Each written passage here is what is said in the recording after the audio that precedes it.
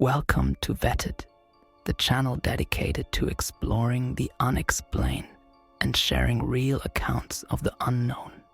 Today, we journey back to a seemingly ordinary evening in rural Sweden over half a century ago for a close encounter that stands out due to its remarkably unique and almost whimsical interpretation by the witnesses themselves.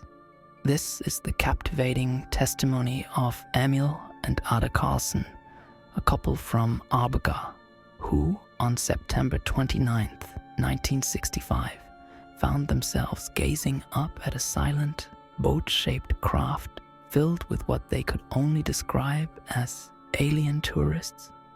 A truly perplexing and unforgettable interaction that forever changed their understanding of cosmic hospitality. It was September 29, 1965, in the quiet, picturesque town of Arboga, Sweden. Arboga is a place steeped in history, known for its quaint medieval streets and its tranquil waterways. Life there in the mid-60s was, by all accounts, calm and predictable, following the gentle rhythms of the changing seasons and community life. Emile and Ada Carlson were a couple deeply woven into the fabric of this peaceful existence. They lived in their modest home, their days filled with routines that were both comfortable and reassuringly familiar. As the long Nordic summer began to give way to the crisp embrace of autumn, evenings were spent quietly, perhaps after dinner, watching the light fade. On this particular evening, as twilight began to deepen, Emile and Ada stepped outside their home, perhaps to enjoy the cool air or to simply admire the deepening colors of the sunset, or maybe just to perform a small evening chore. They were just ordinary people enjoying an ordinary evening. They had no expectation of anything beyond the familiar. But that sense of normalcy was about to be utterly, profoundly shattered by what appeared silently in the sky above them. As they looked up, perhaps to appreciate the first stars appearing, or simply because their attention was drawn instinctively, they saw it, a boat-shaped object. It wasn't merely a point of light or a distant, ambiguous shape. This was a clearly defined three-dimensional craft, elongated and gracefully curved, much like the hull of a ship turned upside down, or perhaps a sleek, elongated teardrop. And crucially, it was floating silently. There was no hum, no whirring of engines, no rush of displaced air, no sound whatsoever to betray its presence, even as it hovered incredibly close. It was only a few hundred feet directly over their heads.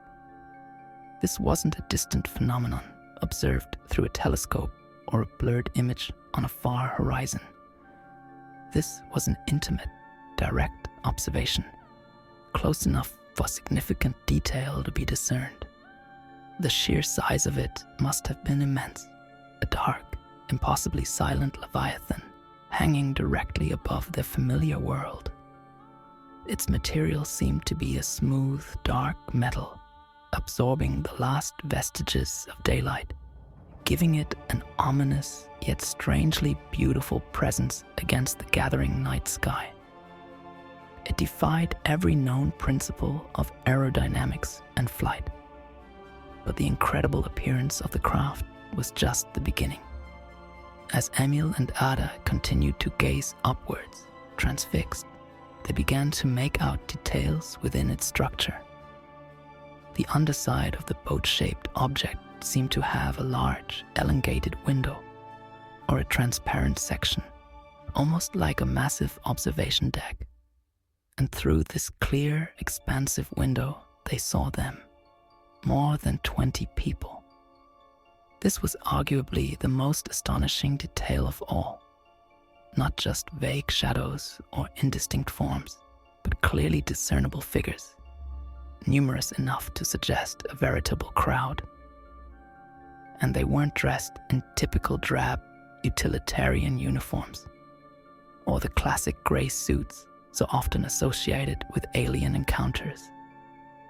No, these figures were wearing bright colored clothes. Imagine a palette of vibrant reds, sunny yellows, brilliant blues, and striking greens, colors that stood out vividly against the subdued interior of the craft and the fading twilight outside.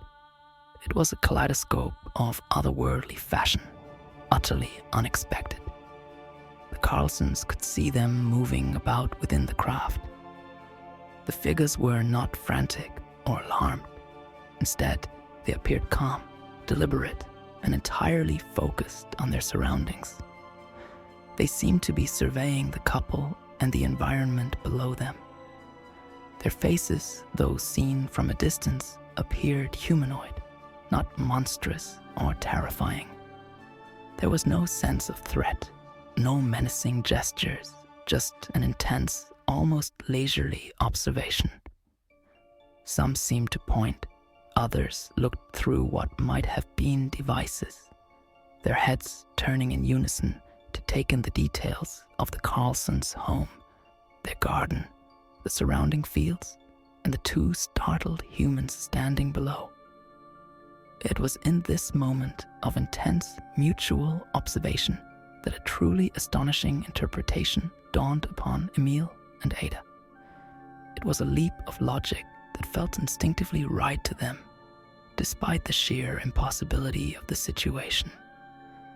As they watched these numerous figures in their vibrant, seemingly casual attire, gazing down with such apparent interest at their mundane little corner of the world, a powerful realization crystallized in their minds.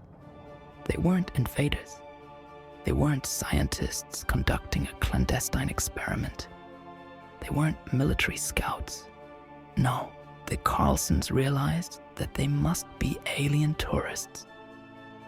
The entire scene had the air of a sightseeing trip.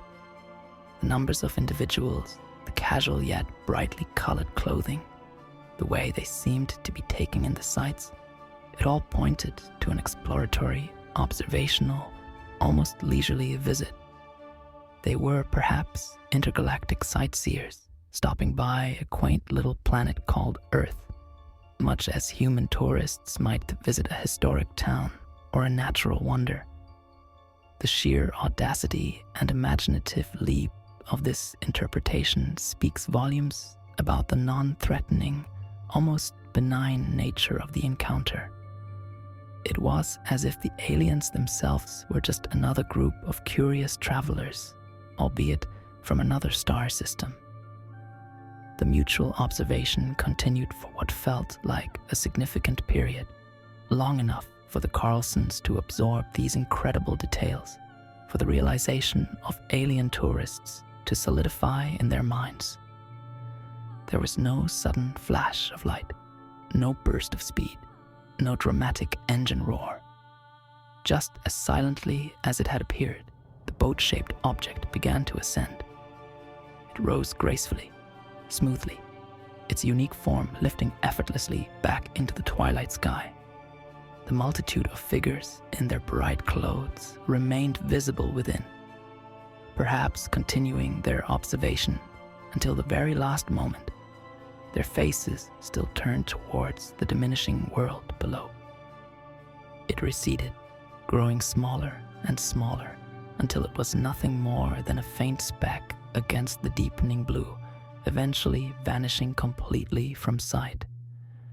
The profound silence that had accompanied its arrival and presence now stretched into its departure, leaving a quiet void in the air where an impossible vehicle filled with impossible tourists had just been.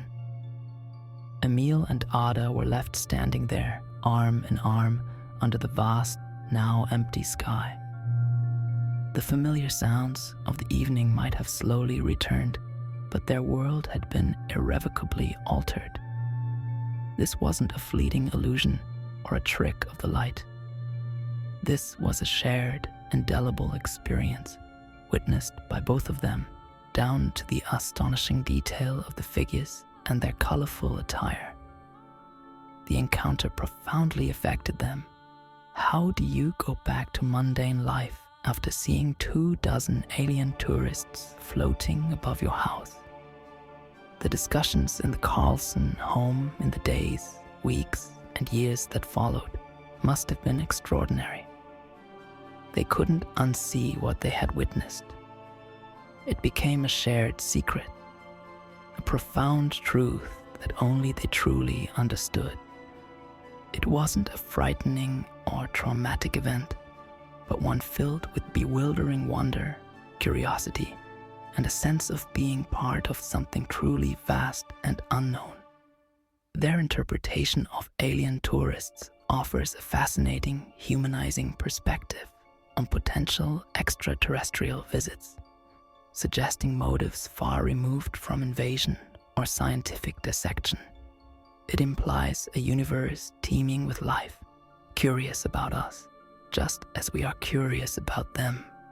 Emile and Ada Carlson's 1965 encounter in Arboga, Sweden, remains a truly unique and captivating account within the annals of UFO history.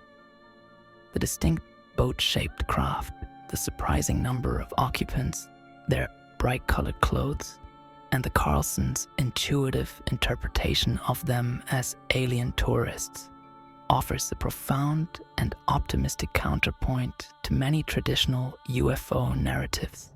This story reminds us that if other intelligences are visiting Earth, their motives might be as diverse and surprising as our own. What are your thoughts on this astonishing testimony? Does the idea of alien tourists resonate with you? Share your insights and experiences in the comments below. Don't forget to like this video, subscribe to Vetted for more true encounters, and hit the notification bell so you don't miss our next upload. Let's keep the conversation going.